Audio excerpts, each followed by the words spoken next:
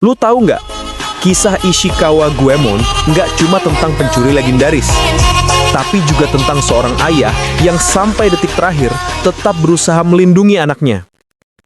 Goemon hidup di akhir era Sengoku. Banyak orang bilang dia pencuri. Tapi buat rakyat biasa, dia itu orang yang berani mengambil kembali apa yang dirampas dari mereka. Dia mencuri dari pejabat korup, bangsawan serakah, dan tuan tanah yang menindas orang kecil. Keberaniannya bikin namanya menyebar ke Kyoto, Iga, sampai Osaka. Dan pada titik tertentu, nama itu dianggap terlalu berbahaya. Puncaknya, ketika Goemon mencoba membunuh Toyotomi Hideyoshi. Aksinya gagal. Dan sejak itu, seluruh kekuatan pemerintah memburu satu orang, Ishikawa Goemon. Dia akhirnya tertangkap di Kyoto. Dan hukuman yang dijatuhkan bukan hukuman biasa. Ia dijatuhi eksekusi di dalam kuali besi besar.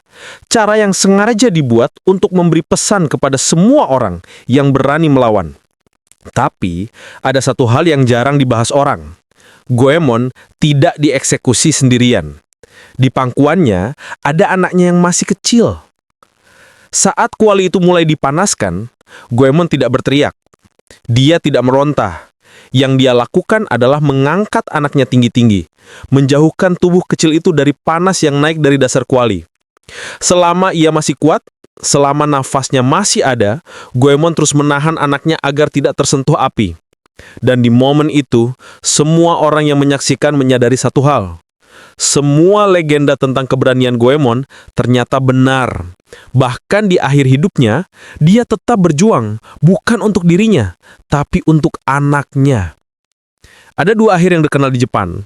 Versi sejarah Toyotomi bilang anaknya ikut meninggal tanpa pengecualian. Tapi versi cerita rakyat, versi yang paling disukai, bilang ketika tubuh Goemon sudah jatuh, anak itu masih hidup karena ayahnya melindungi sampai detik terakhir. Penjaga terkejut, dan akhirnya sang anak diampuni dan dibesarkan sebagai biksu. Mana yang benar? Sejarawan lebih condong ke versi gelap. Tapi, rakyat Jepang memilih percaya versi yang lebih manusiawi. Bahwa Goemon bukan hanya pencuri legendaris. Dia juga seorang ayah yang mati sambil melindungi anaknya. Itu sebabnya Goemon tidak pernah benar-benar hilang dari cerita Jepang. Namanya tetap hidup. Bukan hanya karena keberaniannya, tapi karena pengorbanannya.